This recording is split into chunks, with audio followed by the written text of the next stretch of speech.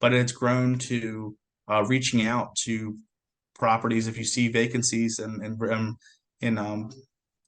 commercial properties that aren't listed, you can reach out to them. Obviously, you want to respect the brokerage agreements they have in place, but we'll reach out and I'll go back a couple years and find properties that were rented several years ago that aren't represented anymore. And I'll just Welcome to the Maryland Real Estate Influencers Podcast, where we explore the ins and outs of the local real estate market. Join us as we chat with industry experts, uncovering tips, trends, and strategies to help you navigate Maryland's real estate landscape. Get ready to elevate your real estate game. Let's dive in.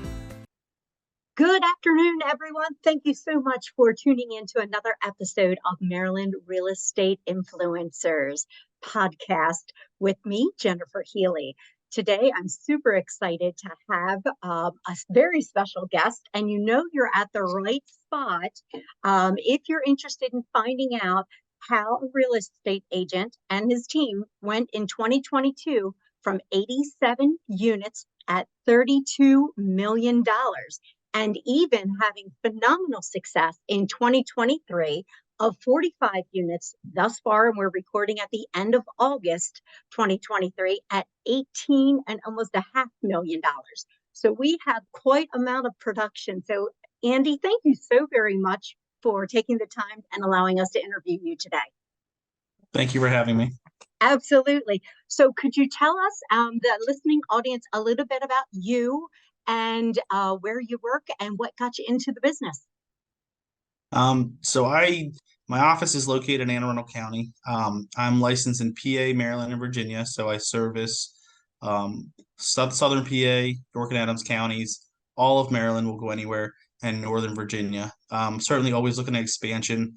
Last year I opened an office in Jacksonville, Florida, in the Southeast Jacksonville area. Still putting things together there. So we're getting our licensing all set up and with some agents in Florida. So always growth minded, looking to open different offices. I've been in the business. November will be 8 years. I went into the business with the intention of developing a team. I was selling radio commercials for Mix 106.5, 105.7, and all the CBS radio stations in the market, and became friends with Doug over at Douglas Realty, the broker. And after several years, he convinced me to get my license and make the jump from selling commercials to selling houses. And it's been great since. That's awesome. What a story. I've not heard about that. Actually, the president of Maryland Realtors, she started out actually selling commercials for a similar for CBS affiliate station. Okay. Wow, how interesting. I really love that. I really do. So is it just you and your family, or do you have a significant other and children involved? Yes. So we're married. Been dating my wife since uh, junior in high school. Oh, wow. So we were like 15, 16. We started dating. We got married at just when we turned 21, and we've been married now for 13 years. We have three sons, 7, 5, and 2-year-old boys. So they're getting to the age where they're getting pretty active, and I coach the baseball teams. I am the scoutmaster at the Cub Scouts. So I try to stay active with them as much as we can. Oh, well, that is wonderful. I love hearing that. And if we were to find you outside of work, and outside of coaching with the kids or the club master, where would we find you guys? What do y'all do for recreation? We do a lot of camping. We got a Oh, camper. We go away a lot. We probably went away 3 or 4 weeks this year so far. ooh, okay. And we even go down, take it down Disney. We go to Disney a lot. That's our getaway. We don't really do the islands or the beaches. We go to Disney as much as we can with the kids. That's fun for us. It's good for those age groups, that's for sure. Yeah, That definitely. is for sure. Have you been down to Disney during the holidays yet? Certain holiday. Our goals did all the holidays. We have the vacation club there, so we go down so 2 or 3 times a year, and we'll go down for a couple of days. We were there for 4th of July last year. We're gonna go down in February this coming year. So Okay. We Well, haven't hit Christmas yet. We want to hit Christmas, but it's a chaotic time down there in Disney. yes, Christmas is fabulous. And actually, so is Halloween. Halloween's a lot of fun down there too. Yeah, So I but hope you get down there and that gets on your radar because that's a lot of fun. thank you. Uh, so what I want to speak with you about is a couple things. Is one, do you Hmm? have um, a daily success plan that you follow in your business? So I had a business coach for quite some time, and then Okay. we had a grid. It's called the Daily Success Habits. It was like a point system for each day to kind of focus yourself on money making activities every day, and you got points for reaching out to people, connecting, writing offers, showing houses, that sorts of thing. So Okay. I don't use it exactly as it's done. Everything I do, I like to do it my way. Just personality I have. Hmm. So I have a daily success plan that I want to kind of have a process each morning on getting into the office as far as following up on emails, prospecting, working transactions that are underway in escrow, and kind of doing follow up. So I have a kind of plan that I've catered to myself. But yeah, it's important to kind of have that schedule and have that set up. I feel like every day to stay productive because we get lost in the transactions and putting out fires, and the only way to get rid of that highs and lows of the industry is to constantly be prospecting. If you're busy, you're not filling the funnel up, because otherwise there's you see a cliff coming up with no transactions. So you've always got to Absolutely. be prospecting. So it's a big deal in stabilizing the business and stabilizing your income, I feel like, in the business. Sure. And what does your prospecting look like? It's certainly changed over the last 2 years with the market. Before, I mean, last 2 years almost, it's to just come to the office and people call you. Oh, It feels wow. like it was a crazy business. I mean, a lot of referrals.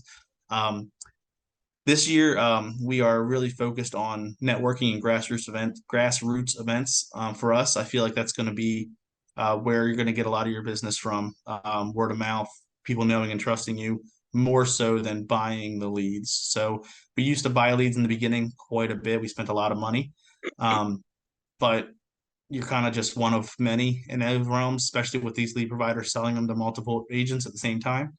So we really put our marketing dollars into sponsorship of events, client appreciation events, reaching out to our previous clients, um, and staying in contact and working in our sphere has been kind of where most of our clients have come from. And we focus heavily too on reaching out investors and groups that purchase multiple houses in a year or regularly. So it kind of gives us more volume in having those relationships. All right. I like it. I like it a lot. And about how many of these client appreciation or events do you do annually? So starting out, we've been doing about two a year right now. Okay. We're putting one together. We want to do kind of a movie night. Like we're big into the Lakeshore baseball, and I have access to the facility down here in Pasadena. And I got a real big inflatable movie screen. So when the weather's not as unbearable, we'll do like a movie night down there where you can come and watch a movie, and kind of in the end of summer, when the weather gets a little nicer. We'll do holiday events. We do the pies every Thanksgiving, and all of our previous clients can order a pie, which is common in the industry. Um, we'll do in the spring. We were planning on doing a like a sand beach kit for kids. So come in and grab your beach kit before your summer hits. You can take it to the beach with you, and we'll have branded stuff for kind of beach toys, and just kind of time it to the season, and yeah, that sort of thing. But I love that. What a great idea. yeah, we tried like happy hours and stuff, and restaurant things, and it was hard because it's proximity based, and you got to have someone local Hmm. who's not going to come all the way across town for a happy hour at a real estate agent. It's not practical. But if you can set it up more so where you can do a pop by, or they can stop in, or you can drop it off to them a product or something that's branded, I feel like Hmm. it goes a lot further, and it's more convenient for them. Oh, yeah. And especially as young as your children are. I remember when my kids were young, I did events that were really focused on their age group because it made my life and my work life easier when I just incorporated my work into my kids. So I would have like breakfast with Santa, and I'd rent out a volunteer fire hall. And then let everybody that left there get a tree and then give X amount of dollars off per tree. And then I would write a check for X amount of dollars as I left. My sister is a volunteer firefighter, so the hall was free to me. And we just had breakfast there. Santa Claus was there. My ex dressed like Santa Claus. It was a great event. Now that my children are adults, I don't do things like that anymore, but I could see how that would be beneficial to you with your children, where you could wrap up work and play at the same time and in a very enjoyable for all event. Definitely. And a lot of our friends, a lot of our sphere is in the same kids are in the same age group as us. So it allows us to engage and reach similar interests with them Yes. as well. So it's interacting as with your peers and all the parents from baseball. We do events like that, and I invite all the parents from baseball in, and that's we spend a lot of money with the youth group activities in the area. And I think it's a great source for us because it's relatable to us. It's familiar. It's actually, and then you're going to see all those parents at all the different events, whether Yep. you're coaching t-ball and that they're there, or their son's in karate and you're there, Yeah, and that way they get to see you all the time and see what kind of definitely. person you are outside of work as well. Absolutely. I think that And, speaks volumes. and we did a big teacher appreciation in the spring. My wife's a teacher in Annapolis. Oh, okay. So we picked like 5 schools and we had lunch boxes made with our logo and teacher appreciation on them. And we had brought in lunch to a bunch of different schools in the area. Any ones that our agents that work for me have worked with us, had connections to. We took them lunch boxes, thanked them for everything they do. And just as a reach out and touching, just engaging with that community. And we've gotten leads, referrals from the schools, from teachers that necessarily we wouldn't have got before since we were engaging with them. And I think that's really what we need to do and what we need to focus on is that relationship based marketing. I love that. That is wonderful. Well, I'm going to follow that up with a question is that you Mm-hmm. told us some really awesome numbers for 2022 and 2023, both. Mm-hmm. And I'm wondering, could you break down where that business came from specifically? Are they coming from your sphere of influence, past client, repeat? Where specifically has the business in the last 12 months come from? Most of it's come from past clients and referrals. Oh, that's That's been probably 60% of our business. Um, it's been a lot of individuals have sold investment properties. They have friends and neighbors referred us. We've helped through those events. One of our agents does a lot with the gyms in the area. She works at the CrossFits and the races, and we do sponsor a lot of the race events for the Striders and different events in the area. And just from those networks and those communities, we get a lot of referrals in.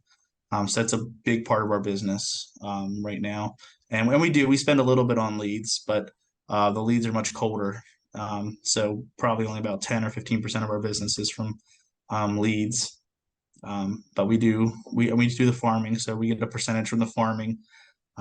We do the letters, the postcards. Whenever we have a sale or anything, we send out postcards to the immediate community.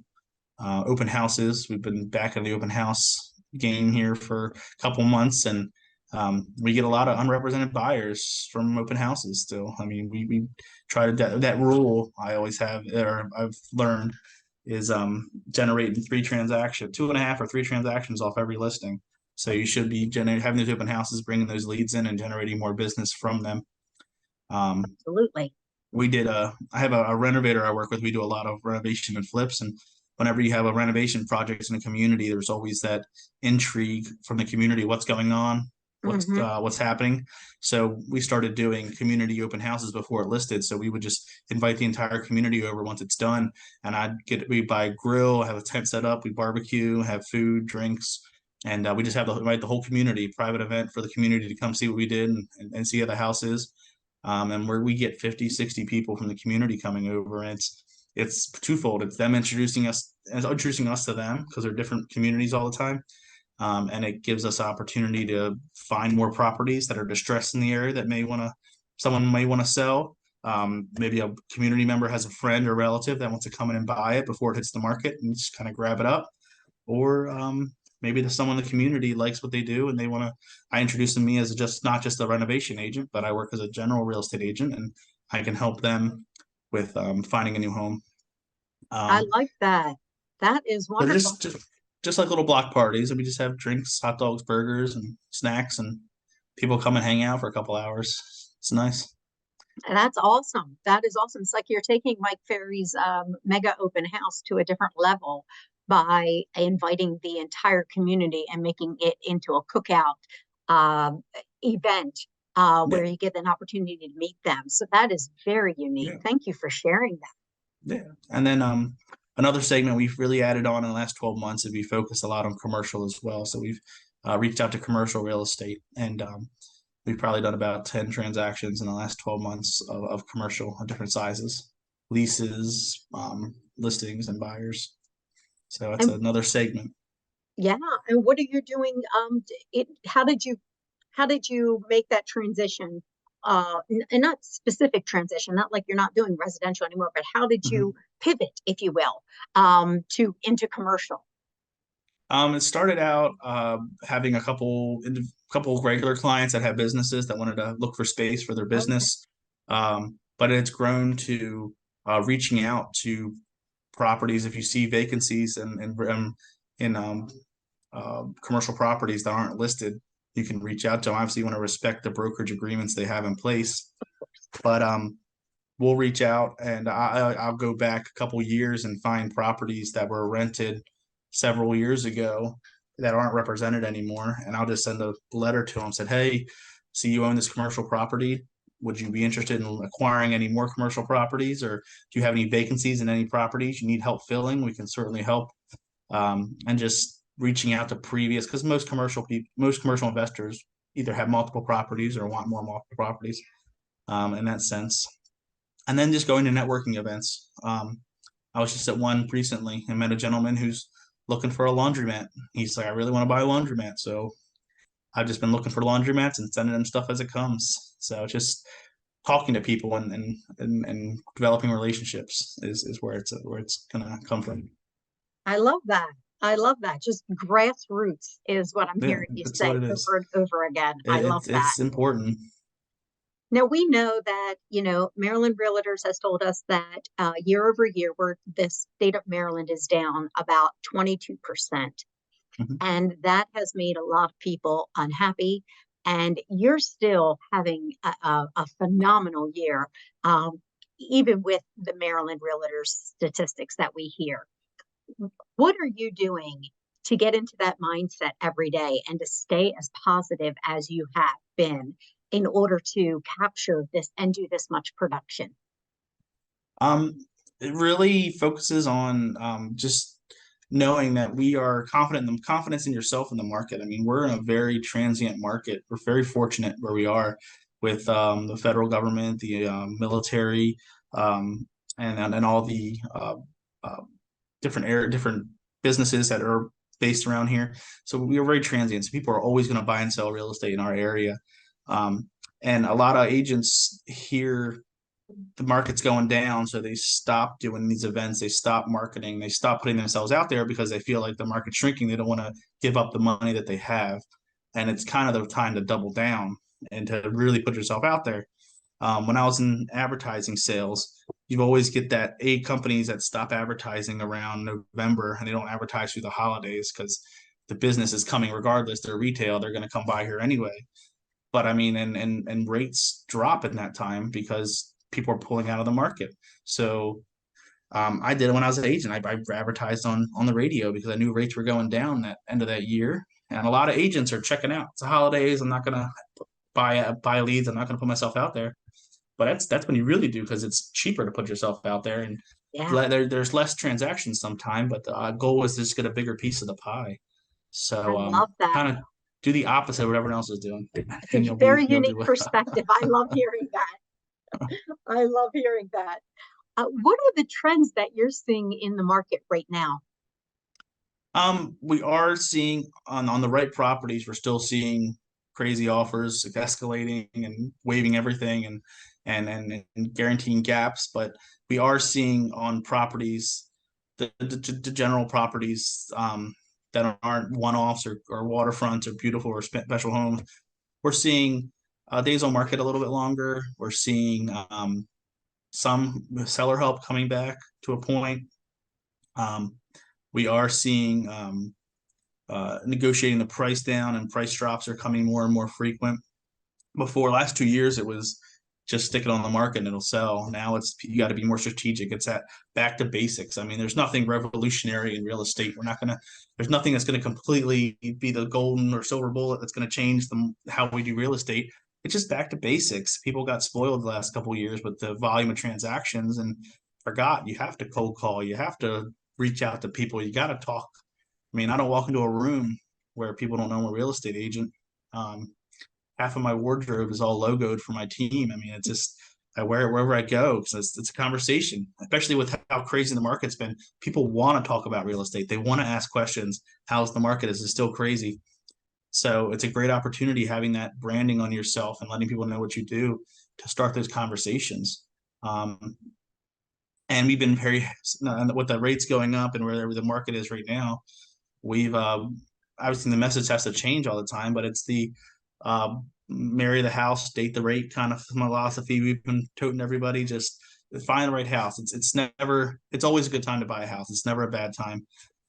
It's an investment. We don't see the market going to be this big fallout like it was years ago. People have a lot more equity in their homes. They're vetting buyers a lot more rigorously, so they're verifying income and all. So it's not, you can't sit around and wait for the market to fall apart. It's not going to happen, I don't believe. So it's just when you're ready, it's a good time to buy. Make sure you buy smart. Don't go crazy. And I tell people it's hard when you're buying a house. It's beautiful, not to be emotional about it, but try to be reasonable. Don't just throw money at it because you love the kitchen. You can take that money you're going to pay over and make your own kitchen and renovate it to how you want it. So shopping for the deal. And when you hear people tell that and you're telling them not to overbid and go crazy, I feel like you're more validating yourself, letting them know you're not just out there trying to close a house with them. You're out there trying to find them the right home, the right transaction.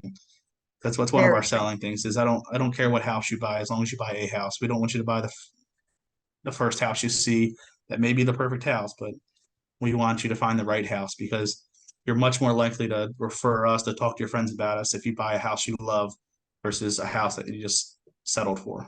Yes, very true. So, very true. I'm seeing that a lot. What type of technologies have you utilized in the last 12 months? We do dialers. So I know everyone hates the cold callers and the auto dialers, but we do a lot of dialers to reach out to expireds because they're coming back. So we reach out to expireds. We do technology-wise databases that can pull houses with equity in them that haven't changed hands in a while. Open houses, we use tablets and digital logins for open houses. So we have our process and people register for the open house and it puts them automatically in a funnel where they follow up with them, sends them similar properties and engages with them. Just trying to kind of things that'll help us take time off our shoulders and streamline our day. Technology wise, nothing groundbreaking. It's a lot of databases and resources, stuff like that. I think you're being extremely humble here. I talk to people for a living, and people are not putting this time, effort, and expense into these databases. You're going over and above for your team, and I'm sure they're very grateful for what you're doing, and this is huge. These databases have been out. Yes, I'm aware, but you're one of the few that I've spoken to that are utilizing these techniques, much less all of them. I've seen people using 1 and 2, but you're using all of them. So take a little pat on your back there. You're doing something really great for your team. We try, and it's giving them the assets they need to succeed. I mean, we want to make sure they have everything they need. We want to make it easy to write an offer, easy to do everything. We do use .loop right now for all transaction tracking. Makes it easy to write the offers, but yeah, I know it's just having the tools. Software is, in the grand scheme of things, pretty inexpensive if you can provide them with the right tools. Because I'd rather them, instead of fighting around with something. I'd rather be out there showing more houses and working with clients. If we can Exactly. automate it, that's huge. And we just started. I mean, I know I was at a real estate seminar recently, and the big topic was AI. And I'm just trying to learn about how AI is going to focus or change the real estate market. So we just started working with an AI program to kind of write listing descriptions, Oh, which very is cool. pretty cool. It's pretty impressive how it works sometimes. I don't It's always agree with freaky. them. We tweak them, Yeah, you definitely tweak them, but it is but freaky I because mean, it does a pretty good job. I mean, yeah, because so much you get in the habit of writing them, they all become the same story over and over again, and you just change out the bedrooms and baths and little things out the community. But you have your template set up. But it's nice to have the AI to see how it can kind of pull different things from the market and generate most it. But definitely. I'm real intrigued, looking at different AI programs in the future for virtual assistants and sales associates, or sorry, ISAs, Hmm. sales assistants to generate appointments. I'm kind of nervous. I haven't pulled any triggers on any of that stuff, having them set appointments and stuff, but because I know when I get on the phone sometimes with someone, I can tell it's AI and it gets frustrating. Yes, Um, but I feel like it's coming, so you kind of want to be in front of it and know about it versus getting blindsided by it. most definitely. Most definitely. So, what are the goals that now I know that we're recording at the very end of August, and I know we Yep. got 4 more months in this year left. So, what are the goals that you have for you and your team for the last 4 months of 2023? Last 4 months is and it's almost for us. It's in the not in the books, but it's planned. I mean, I have 3 agents out there now. We're sending out 250 letters each per week for listings. It's going to be generate as many listings as we can right now. Um, but it's we plan our 2024 is all going to be planned by October because in real estate you're selling a quarter ahead. So if Mm-hmm. you don't have your 2024 plans in by October, you're already starting out behind the ball because you can't start planning 2024 in December because I mean, you're 30 to 45 day escrows. Mm-hmm. So you got to have your January business booked by the time December gets here. Absolutely. So, but yeah, no, so our planning is happening now for 2024 as far as our goals. We would love to, last 3 years, we've been reaching a ceiling of around 35 to 45 million. I really want to break that 50 million mark in 2024. That's one of Okay. my goals for volume production. I want to get my Florida office kind of feet under it. I like to do like a 5 or 10 million in Florida to start out.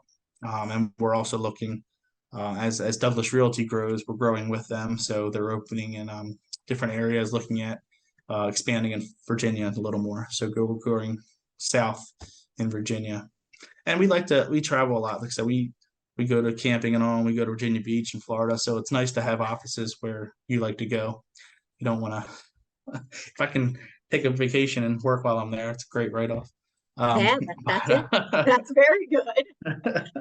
Well, thank So you so very much for yeah, coming on today, Andy, and telling us a absolutely. little bit about you and your team.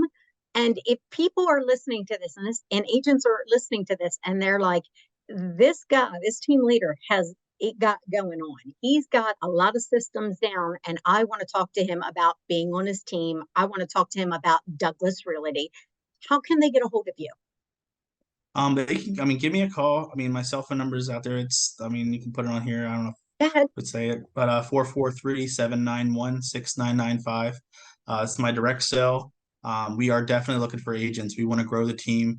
I like we have a very competitive attitude in the office. We want to have everybody in the office, and you see we have whiteboards that have sales goals and who does what, because it drives you. If you see someone else on the call booking appointments, you want to get on the phone and book an appointment. It gets Right. that motivation going, and that builds that competitiveness, and that's what I think makes good salespeople. Um, but yeah, no, we are definitely looking to add 3 or 4 agents in the next 12 months.